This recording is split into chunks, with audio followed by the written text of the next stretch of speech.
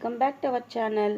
ఈరోజు నేను garlic butter non ఎలా చేయాలో యాజ్ ఇట్ ఈస్ రెస్టారెంట్లో హోటల్లో తెచ్చుకునే బటర్ నాన్స్ లాగే ఉంటాయి. సాఫ్ట్గా స్పాంజీగా చాలా టేస్టీగా ఉంటాయి. Let's go cooking.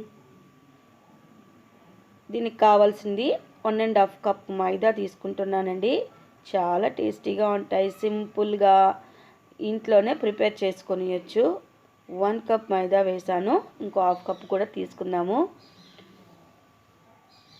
దీని కాంబినేషన్ కర్రీస్తో తిన్నామంటే చాలా బాగుంటుంది. 1 స్పూను పంచదార, అలాగే 1/4 స్పూను వంట సోడా, అలాగే 1/4 స్పూను బేకింగ్ పౌడరు, రుచికి తగినంత సాల్ట్ కూడా వేసుకున్నానండి. సాల్ట్ వేసే క్లిప్పు మిస్ అయింది.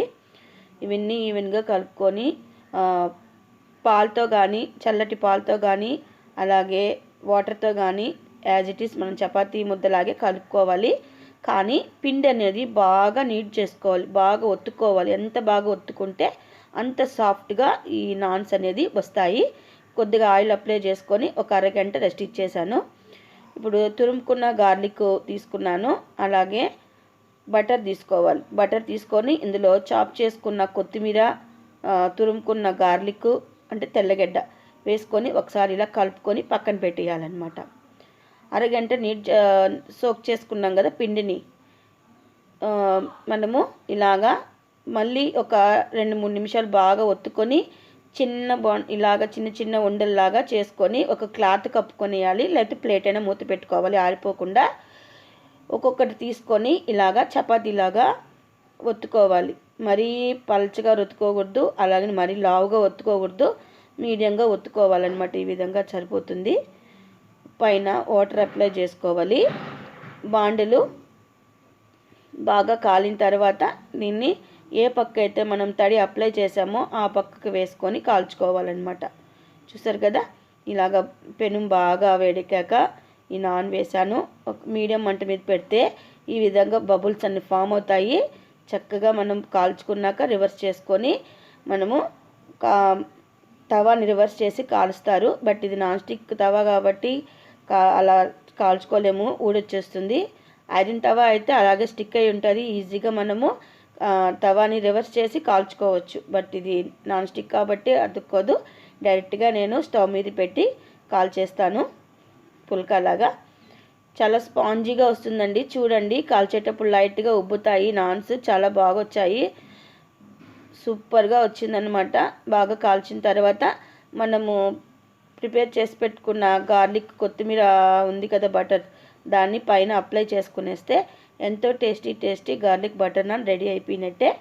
మీకు ఇంకా టేస్టీగా కావాలనుకుంటే మనము నాన్స్ ఒత్తేటప్పుడు నల్ల నువ్వులు కొద్దిగా వేసుకొని ఒత్తుకున్నారంటే చాలా టేస్టీగా ఉంటుంది.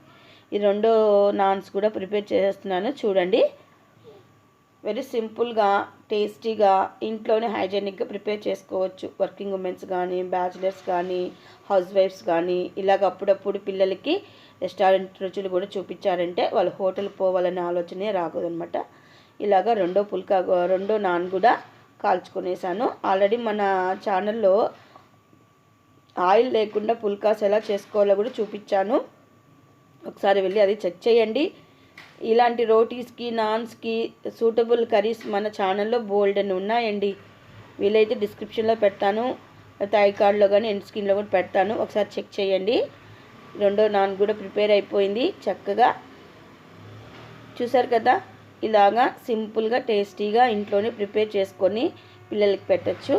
కానీ ఇలాంటి ఫుడ్స్ ఎప్పుడో 1 మంత్కి ఒకసారో అలా ప్రిఫర్ చేయండి. ఎందుకంటే మోస్ట్లీ మైదాతో చేసే ఫుడ్ని అవాయిడ్ చేయడమే హెల్త్కి మంచిదన్నమాట.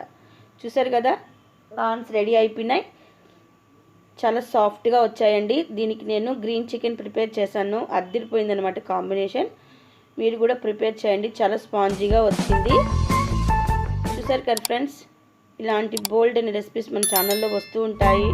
మా వీడియోస్ మీకు నచ్చినట్లయితే లైక్ చేయండి, షేర్ చేయండి. మరెన్నో రెసిపీస్ కోసం మనకి ఫుడ్ వన్ సబ్స్క్రైబ్ చేసుకోవడం మర్చిపోకండి. మీ లైక్సే మాకెంతో అమూల్యమైనవి. ప్లీజ్, లైక్స్ చాలా తక్కువ వస్తున్నాయి. వీడియోని మధ్యలో స్కిప్ చేయకుండా ఫుల్గా వాచ్ చేయండి. వావ్, చాలా స్పాంజీగా సాఫ్ట్గా ఉందండి. వేడిగా నాన్ ఇలాగా చికెన్తో కానీ అలాగా ఏ బటర్ మసాలా, పన్నీర్ మసాలా, పాలక్ మసాలా ఇలాంటివి తింటే అద్దరిపోతుందండి. సూపర్గా ఉంటుంది. ఈ వీకెండ్స్లో ఇలా ట్రై చేయండి. Super yummy yummy yummy. మరికెందుకు ఆలస్యం, రేపు మంచి రెసిపీతో వచ్చేస్తాను. అంతవరకు సర్వే జన సుఖినో భవంతు. Thanks for watching. బాయ్.